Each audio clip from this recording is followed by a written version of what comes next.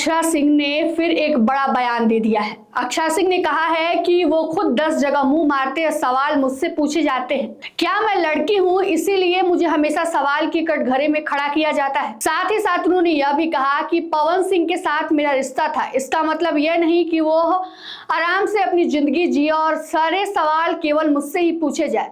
इसके बाद उन्होंने यह भी कहा कि पवन सिंह की पत्नी ज्योति सिंह ने मुझसे फोन किया था, वे तमाम सारी बातों को बता रही थी जिसका जिक्र मैं पूरे तरह से खुल के नहीं करूंगी। इसके बाद उन्होंने खेसारी लाल यादव पर भी निशाना साधा, कहा कि वो जिस तरह से लड़कियों के लिए अभद्र भाषाओं का उपयोग करते हैं यह कहीं से सही नहीं है। आपका कहीं से यह हक नहीं बनता है कि आप किसी के लिए ऐसे अभद्र शब्द का इस्तेमाल करें।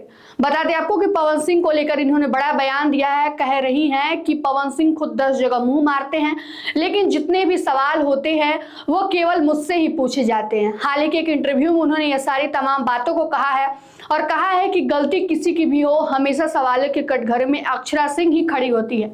फिलहाल के लिए इस खबर में इतना ही।